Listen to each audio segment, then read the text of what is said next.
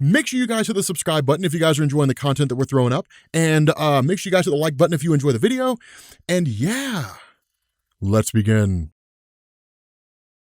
Okay, so it occurred to me recently after going through and double checking on the videos that we've done that we never finished Flash Year 1. And this story has been finished for a little while now, actually for I think about a week or so, about a couple weeks. So we're gonna go ahead and wrap this thing up. But again, Flash Year 1 is really kind of a side story, right? It sort of deals with Barry Allen, like how he became the Flash and all that kind of good stuff. And what we learned up to this point was that there was a guy by the name of Turtle. Now, of course, we talked more about him. We went pretty in depth into his history, what he was about, which you guys will find in the videos down in the description. But the idea behind this is that Turtle's basically just a guy who can manipulate the still force, right? He can slow down objects around him, basically take away the speed from speedsters. And it's kind of a cool little section here. That's one of the reasons why I always considered him to be more powerful than like the Reverse Flash, right? Because of what use is having all this speed if you can't do anything with it. But with Turtle from the future having shown up with Barry Allen from the future, what this does is it leads to Barry Allen in the past basically amping up and then going and attacking Turtle. Now, this is the cool thing about this is because a lot of people might look at that and say, well, this seems out of character for Barry Allen, and that's true. When Barry first became the Flash, it really depends on what era you're reading, right? I mean, Williamson's taking a few liberties here. If you go back and you read like DC Showcase number 4 and some of the subsequent stories that came after, Barry was very reserved. Like when he became the Flash, he approached it from a scientific perspective. He wasn't just kind of like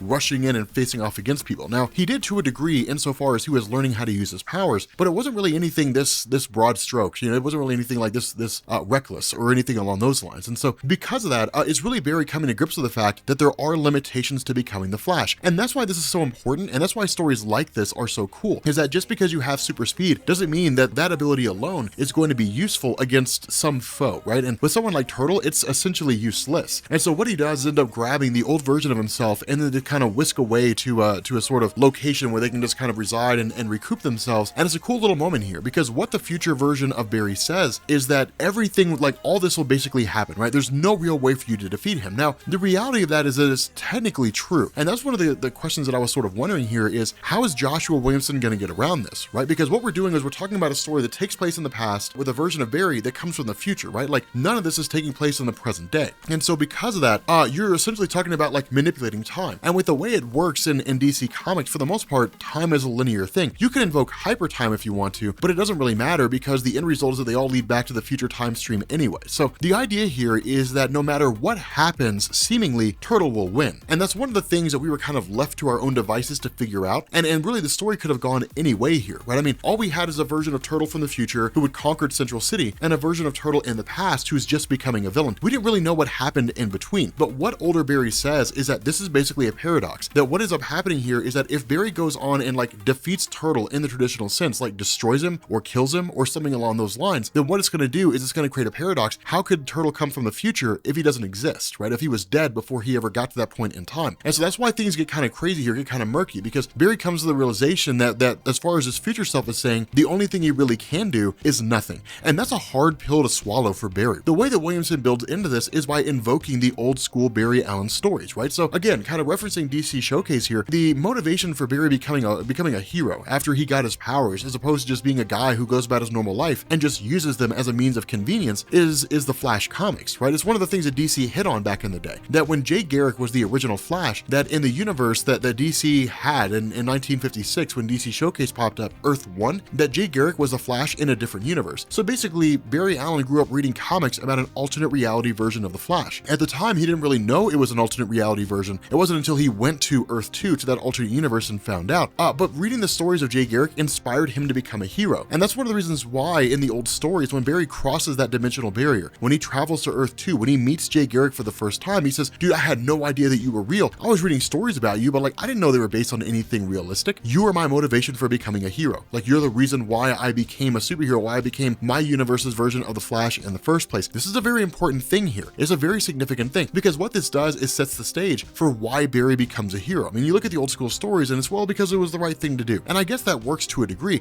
but I like this more. And it's one of the reasons why I like Williamson's writing, because it takes why these heroes are doing what they're doing and it makes them tangible, right? It makes it realistic. And I enjoy that. Like, I really dig that idea. And that's why Barry basically lashes out, of course, creating his own ring with his flash suit inside of it, a hallmark of his character. This really ties into how it was that was made. But he tells his future version, I cannot just sit around and do nothing. You know, while Turtle's using his power in slowing Central City to a crawl, I cannot rest on my laurels and do absolutely nothing while all this seems to go to pot, right? Like, I have to do something. My job is to be a hero. My job is to figure out a way to win, even if that way is not readily available or exceedingly obvious, right? When he shows up and he starts fighting the future version of Turtle, well, then suddenly he's met with his the past version of Turtle as well. He's fighting two guys who can basically slow him down, who can instigate a scenario whereby they can take his speed away. And Barry has to find a way to basically face off against the two of them and find a way to win. And that's kind of the cool moment here, because what he does is he allows himself to be taken over by Turtle. He allows Turtle to basically take his powers away. But it's really kind of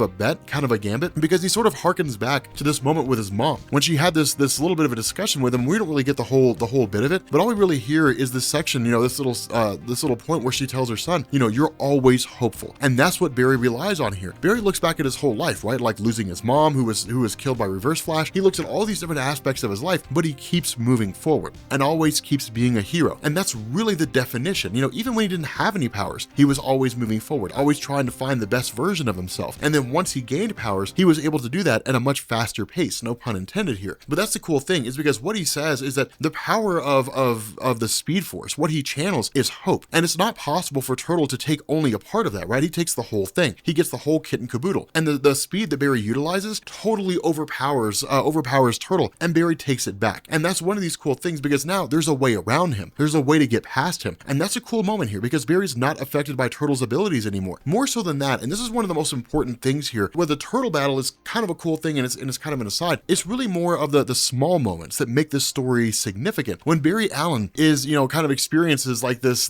vision of sorts, right? This instance, he's told about the multiverse and he sees what he calls insane images. What he's seeing is alternate reality versions of speedsters. He's seeing Wally West from Kingdom Come. He's seeing like all these other speedsters that are out there in the multiverse, and that's when Barry begins to realize that he's part of something greater. But here's the thing. See, this is what's kind of interesting about this, is the nature of the Speed Force itself. The Speed Force created by Mark Waid in the 1990s was just there. It was just a thing that was there as a way to explain why speedsters can run super fast. And when Jeff Johns came along, albeit disagreeing with the nature of the Speed Force, what he established is that the Speed Force itself didn't start growing until Barry started running. And then as he ran, the Speed Force grew more and more and started to permeate all throughout space and time. And so because of that, the Speed Force is now everywhere all throughout the entirety of the multiverse, and it's all because of Barry Allen. But he doesn't know that yet. He doesn't realize that's the case yet. And so it's a cool little moment here, because what he ends up doing is actually using the power of the Speed Force to manipulate time. Now, this is something new for Barry Allen, and the reason why is because Barry was never really able to manipulate the time stream outside of using the cosmic treadmill. But using the Speed Force, what he ends up doing is actually sending everybody in Central City forward by a couple seconds and leaving Turtle stranded in the past. And what it does is it leaves him out of sync. It's like reverse time travel. Under normal circumstances, we time travel, we go to the past, we go to the present, or at least comic book characters do anyway. They jump to the past, they jump to the present. What this is it's really more of the world leaving him behind, or I'm sorry, the world moving forward and Turtle being stuck in the past, as opposed to Turtle jumping into the past, right? So it's a cool little moment here, and it's a cool way to defeat him, because what it does is it kind of shifts things out of sync, whereby Turtle's not dead, he's just time displaced. Now the paradox, I think, still kind of exists, because if Turtle was shifted out of sync and it was done in such a way to where he was never able to get his hands on Future Barry in the first place, then how could Future Barry have been here? Again, it's a little bit of a paradox here, but what ends up happening here, and this is really where Williamson manages to make it work, what he ends up doing is actually moving Turtle, not really to the I guess kind of to the modern day, or at least the younger version of himself, moving him back to the present moment, but then throwing him in jail. And so everything basically kind of got reset to a degree by Barry, right? I mean, Turtle was moved to the past and then jumped back to the present after everybody was saved, and that was basically it. It's a cool little way to end this story. It's a smart maneuver by Joshua Williamson, I think, to kind of treat time like a rubber band, sort of let it snap back for a second and then go back in place. It works, and I think it's pretty effective. But again, like kind of a small little moment that he ends this year one on, and this is really going to be great for people who are Flash fans, is we get two things. The first is that Barry is introduced to the nephews of Iris, right? So he's introduced to Wallace West when he's really, really young. Then he's introduced to Wally West when he's a little bit older, about the time that Wally would become Kid Flash. And so as they kind of go through and they start talking to each other and so on, suddenly they go into Barry's lab, and then Wally's struck by lightning and doused with chemicals in the same way he was in the old DC comics, and goes on to become Kid Flash. But what we also get is this great little moment where Barry's like running with all these speedsters, Max Mercury, Jay Garrick, Impulse, all these guys, like all these speedsters we've been been dying to see return. And so I feel like this is Joshua Williamson's way of basically saying all the speedsters are going to come back. Like everybody that you know and love is going to come back. It's just a matter of time. And that's why stories like this, you know, where they do have their ups and downs, they do have their lulls occasionally, they're always worth following because the payoff always makes you feel like you're a part of a cohesive thing. But I love it. I absolutely adore it. But with that being said, guys, we're going to bring this video to an end. If you are new here to Comments Explained, make sure you guys hit the sub button to become part of the Rob Corps. If you guys enjoyed this video, make sure you drop a like, and I will catch you all later.